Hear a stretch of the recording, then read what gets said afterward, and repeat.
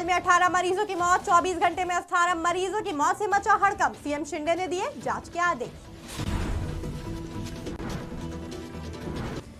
राजभवन के सामने महिला ने दिया बच्चे को जन्म, स्वास्थ्य मंत्री ब्रजेश पाठक ने मामले का लिया संज्ञान। नू हिंसा के बाद बड़ा फैसला, फिर ब्रजमंडल यात्रा निकालने की तैयारी। पलवल में हुई हिंदू महापंचायत में लिया गया फैसला। राजस्थान में चलाया गया बाल विवाह मुक्त अभियान, पूर्व विधायक ने ली शपथ, बाल हिंसा के दुष्परिणामों से जागरूक कराने का लिया प्रण। रजनीकांत की जेलर का जलवा जारी, 3 दिन में 200 करोड़ से ज्यादा की हुई कमाई। रजनीकांत ने बद्रीनाथ के दर्शन कर लिया आशीर्वाद।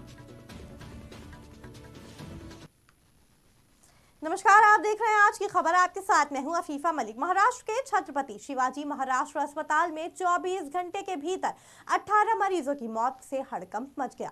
जानकारी के मुताबिक नगर निगम आयुक्त अभिजीत बांगड़ ने रविवार को बताया कि थाने के कलवा में छत्रपति शिवाजी महाराज अस्पताल में बीते 24 घंटों में 18 मरीजों की मौत हो गई।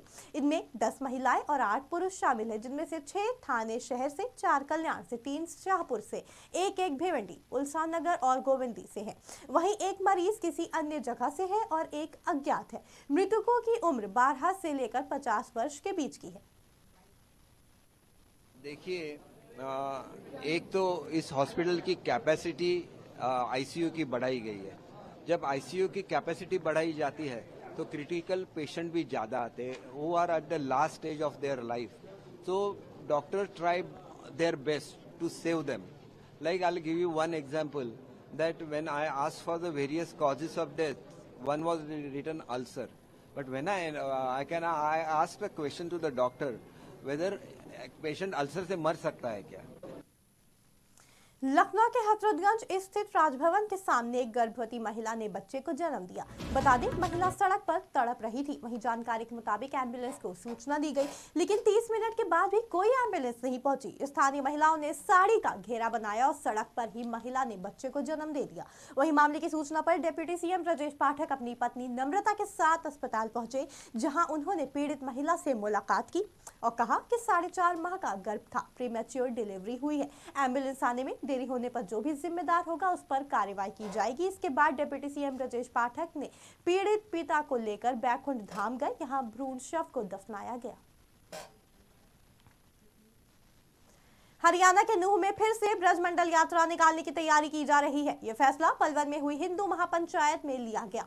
महापंचायत में कहा गया कि इसी महीने 28 अगस्त को दोबारा से ब्रजमंडल यात्रा निकाली जाएगी। हालांकि यात्रा की तारीख आगे पीछे भी हो सकती है। नूह ने पिछले महीने की आखिरी तारीख यानी कि 31 जुलाई को ब्रजमंडल यात्रा के दौरान भारी हिंसा हुई थी। 6 लोगों की मौत हो गई थी। हिंदू महापंचायत में कहा गया कि नूह हिंसा की जांच एनआईए से करवाई जाए। जो हिंसा में मारे गए उनको 1 करोड़ रुपए और सरकारी नौकरी दी जाए। जो घायल हुए हैं उन्हें के परिवार को 50 लाख दिए जाए। दंगे में जिसका नुकसान हुआ उसका सर्वे करके उसको मुआवजा मिले। अवैध घुसपैठियों को प्रदेश से बाहर किया जाए। बांग्लादेशी और रोहिंग्या को बाहर भेजा जाए। नूह जिले या आसपास के गांवों के लोगों को आर्म्स लाइसेंस दिए जाए। इलाके में अर्धसैनिक बलों की तैनाती की जाए। मेवात में हेडक्वार्टर बनाया जाए। जिन्होंने दंगा किया है उनकी पहचान हो, साथ ही उनके घर की कुर्की की जाए। श्री जन जीवन कल्याण संस्थान और कौशल्या शतार्थी चिल्ड्रन फाउंडेशन के सहयोग से पूर्व विधायक अनीता सिंह द्वारा संस्थान द्वारा चलाए जा रहे बाल विवाह मुक्त, बाल शोषण और बाल श्रम जागरूकता अभियान के तहत पूर्व विधायक अनीता सिंह ने शपथ ली कि मैं समाज में हो रहे बाल विवाह को समाप्त करने की प्रतिज्ञा लेती हूं। मैं समाज के अंदर जहां भी जाऊंगी वहां बाल विवाह, बाल श्रम और बाल हिंसा के दुष्परिणामों से लोगों को अवगत कराऊंगी और समाज के अंदर हो रहे बाल विवाह और बाल श्रम में बाल हिंसा को रोकने का प्रयास करूंगी। साथ ही बच्चों को बाल विवाह से आजादी अभियान में पूरा सहयोग करूंगी। इस शपथ ग्रहण कार्यक्रम में संस्थान के कार्यकर्ता लोकेश शर्मा, सलाम खान, लक्ष्मण सिंह, राजेंद्र आदि मौजूद रहे। रजनीकांत एक बार फिर साबित कर रहे हैं कि उन्हें इंडियन सिनेमा में लेजेंड क्यों कहा जाता है। पिछले कुछ समय से थोड़े आउट ऑफ फॉर्म चल रहे रजनीकांत को अपना जलवा मेंटेन करने के लिए एक बड़ी हिट की तगड़ी जरूरत थी। 72 साल के एक रजनीकांत की लेटेस्ट फिल्म जेलर गुरुवार को थिएटर्स में रिलीज हुई। रजनीकांत के लिए लोगों का दीवानापन अब 3 दिन बाद जेलर की कमाई से साफ दिख रहा है। पहले दिन सिर्फ इंडिया में ही करोड़ों की से ज्यादा नेट कलेक्शन करने वाली जेलर 3 दिन बाद बॉक्स ऑफिस पर कमाई का पहाड़ खड़ा करने लगी है। इंडिया में तो फिल्म की कमाई जोरदार हो रही है, विदेशों में भी रजनीकांत का भौकाल फिल्म को जबरदस्त कामयाबी दिला रहा है। जहां इंडिया में इस फिल्म ने सेंचुरी लगा ली है तो वहीं वर्ल्ड वाइड कमाई 200 करोड़ बताई जा रही है।